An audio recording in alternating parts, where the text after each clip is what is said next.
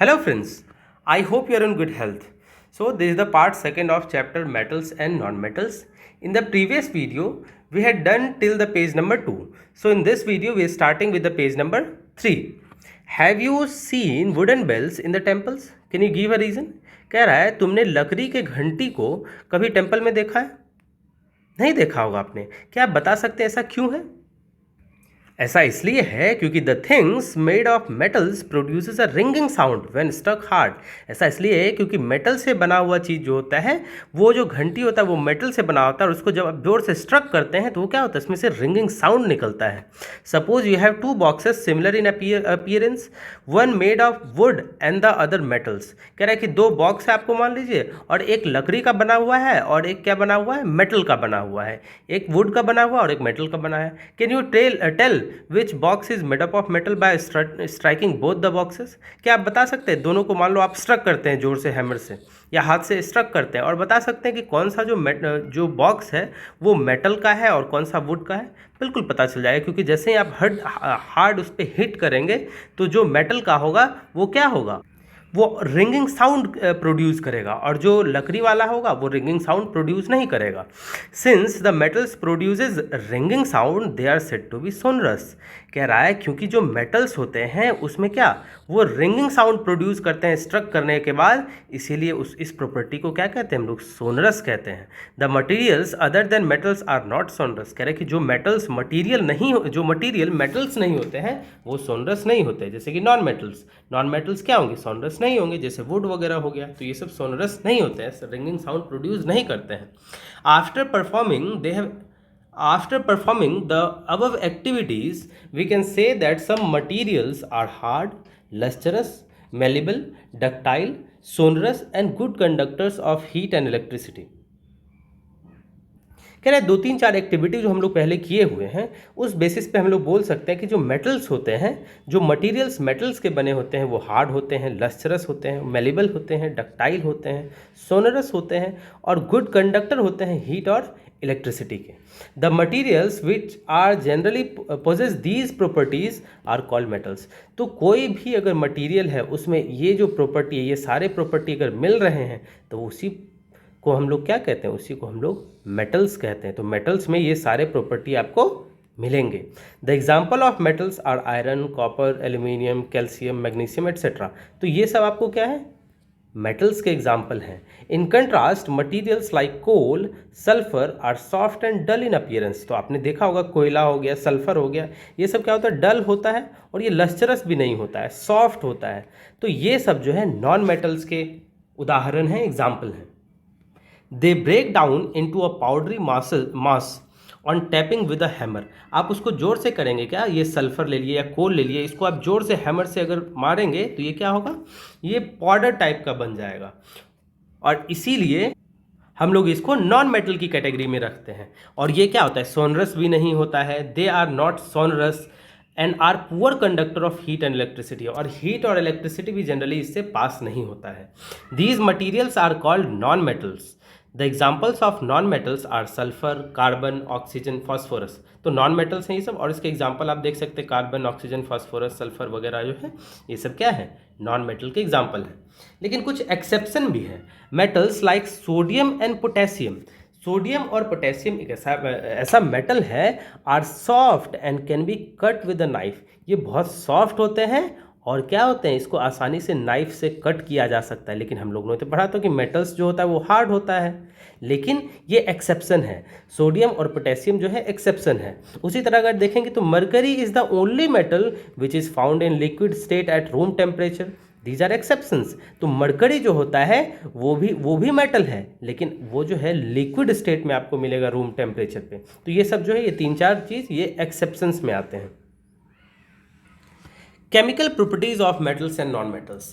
कह रहे हैं रिएक्शन विद ऑक्सीजन हम लोग करेंगे और देखेंगे क्या सब प्रॉपर्टीज शो करते हैं मेटल्स और non metals. You are familiar with the phenomena of rusting of irons. Iron में रस्ट लग जाता है, जंग लग जाता है, आपने देखा होगा. Recall the reaction by rust is form. कह रहा है कि वो आप रिएक्शन को याद करें जिससे कि क्या होता था रस्ट का फॉर्मेशन होता था. You had also performed in class 7 an activity of burning magnesium river in air. हम लोगों ने एक एक्टिविटी कर रखा है क्लास 7 में जिसमें क्या था, जो मैग्नीशियम रिबन था उसको हम लोगों ने जलाया था। You had learn that in both the process oxide formation takes place. अब होता है क्या कि जैसे कि मान लो तुम्हारा आयरन है, आयरन ऑक्सीजन और वाटर के संपर्क में आके क्या करता है, आयरन ऑक्साइड बनाता है। उसी तरह ये जो मैग्नीशियम है, ये मैग्नीशियम रिबन मैग्नीशियम ऑक्साइड बनाता है। You have learn in both the process oxide formation takes place. दोनों प्रोसेस में क्या होता है, ऑक्साइड का फॉर्मेशन होता है। Complete the following reaction of iron and magnesium with oxygen. ये दो रिएक्शन आपको दिया हुआ है, इसको आपको तैयार करना है। तो आप कैसे तैयार करेंगे इसको, तो यहाँ पे क्या होगा, आयरन ऑक्सीजन और वाटर। तो यहाँ पे क्या बनेगा, आयरन के ऑक्साइड बनेंगे FeO बनेंगे, आयरन के ऑक्साइड बनेंगे। यहाँ पे मैग्नीशियम के ऑक्साइड बनेंगे, MgO बनेंगे, मैग्नीशियम के ऑक्साइड बनेंगे। अब हम लोगों को देखना है कि जो आयरन के ऑक्साइड हैं या मैग्नीशियम के जो ऑक्साइड हैं वो एसिडिक नेचर का होता है या बेसिक नेचर का होता है। तो एसिड या बेस जानने के लिए हम लोग पीएच स्केल को देखते हैं। पीएच स्केल में क्या है, अगर मान लो 7 है तो वो क्या है, न्यूट्रल है। और अगर 7 से ज़्यादा है तो वो बेसिक हो जाता है। और 7 से कम होता है किसी का पीएच वैल्यू तो वो क्या हो जाता है, एसिडिक हो जाता है। तो अभी हम लोग चेक करेंगे तो ये ऑक्साइड्स हैं, ये एसिडिक हैं या बेसिक हैं या न्यूट्रल हैं।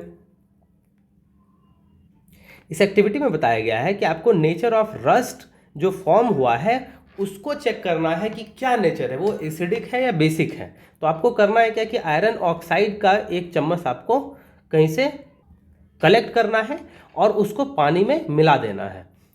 अमाउंट ऑफ वाटर उसमें आपको मिला देना है। You will find that the rust remain suspended in water. जो रस्ट होता है वो पानी में थोड़ा थोड़ा वो ऊपर आपको दिखेगा पानी में मिलाने के बाद। उसके बाद सेक आपको करना, अच्छे से मिला देना है और test the solution with red and blue litmus paper.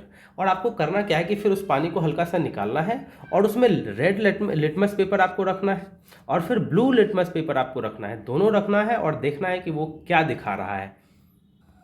तो आपको देखना है वहाँ पे होगा क्या, जो रेड लिटमस पेपर है वो ब्लू में कन्वर्ट हो जाएगा। इसका मतलब क्या है, रेड लिटमस पेपर अगर ब्लू में कन्वर्ट हो गया तो इसका मतलब है कि जो सब्सटेंस आपने लिया था, जो मैग्नीशियम ऑक्साइड या जो आप आयरन ऑक्साइड लिया था आपने, वो क्या है, वो बेसिक नेचर का है।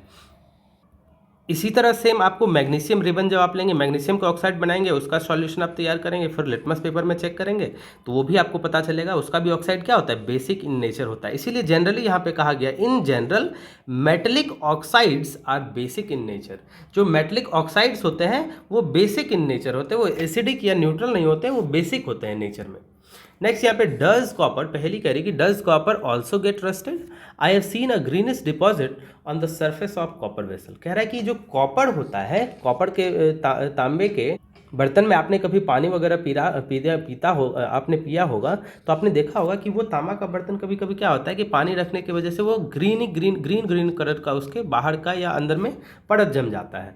तो अब कह रहा है कि when a copper vessel is expose to moist air for a long time, अगर कोई कॉपर का सामान है उसमें एयर लग रहा है, बार बार उसमें हवा लग रहा है, it acquires a dull green coating, और उसमें क्या लग जाता है फिर ग्रीन कोटिंग। जैसे कि रस्ट होता था आयरन में, उसी तरह यहाँ पे ग्रीन कोटिंग उस पर लग जाता है। The green material is a mixture of copper hydroxide and copper carbonate, the following is the reaction. तो वो जो ग्रीन होता है, जैसे कि रस्ट लगता था तो क्या आयरन का ऑक्साइड बन जाता था। तो यहाँ पे क्या होता है, उस कॉपर में जो एक तरह से आप कह सकते हैं रस्ट लगता है, वो ग्रीन कलर का होता है, ग्रीन कोटिंग उस पर हो जाता है। और वो ग्रीन कोटिंग जो होता है, green material is mixture of copper hydroxide, और उसमें क्या होता है, कॉपर हाइड्रोक्साइड होते हैं वो ग्रीन मटीरियल, और आपको वो जो कॉपर कार्बोनेट होते हैं।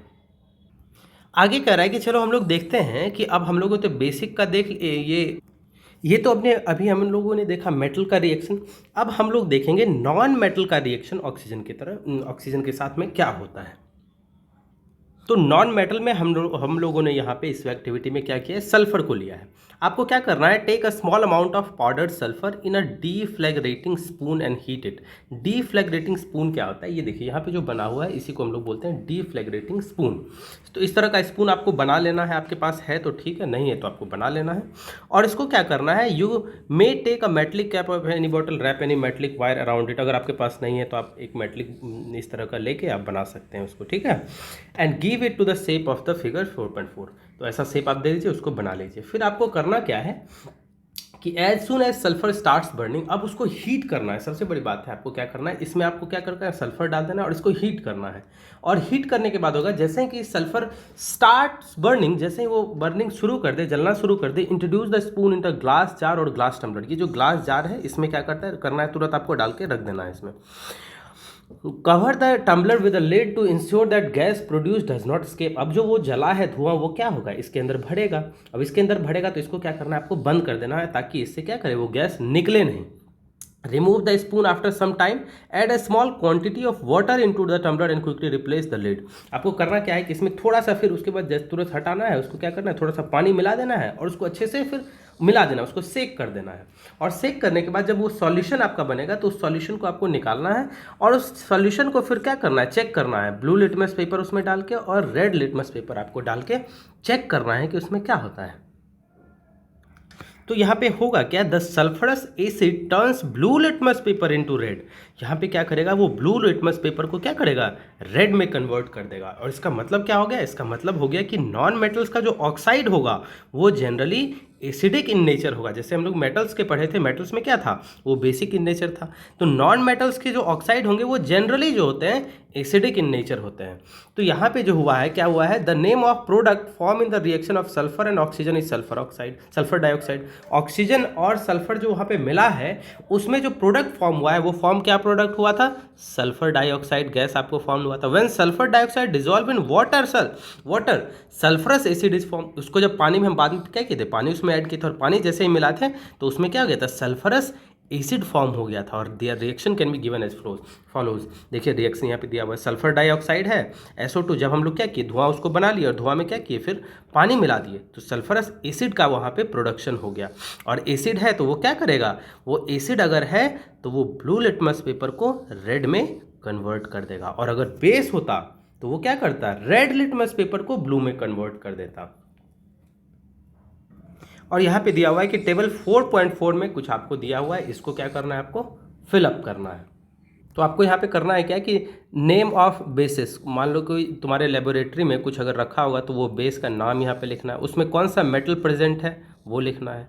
और फिर आपको देखना है कुछ एसिड्स में, जैसे कि सल्फ्यूरिक एसिड में यहाँ पे दिया हुआ है, सल्फ्यूरिक एसिड में क्या, सल्फर नॉन मेटल प्रेजेंट होता है। कैल्शियम हाइड्रोक्साइड में क्या, जो मेटल प्रेजेंट होता है वो कैल्शियम प्रेजेंट होता है। उसी तरह आपको यहाँ पे 4-5 बेसिस के नाम बताने हैं और वहाँ पे बताने हैं कौन से मेटल्स उसमें हैं, और यहाँ पे आपको एसिड के नाम बताने हैं और एसिड में बताने कि कौन से नॉन मेटल है। यहाँ इसको आप लोग तैयार करें और आगे हम लोग क्या करेंगे, आगे इस वीडियो को फिर कंटिन्यू करेंगे।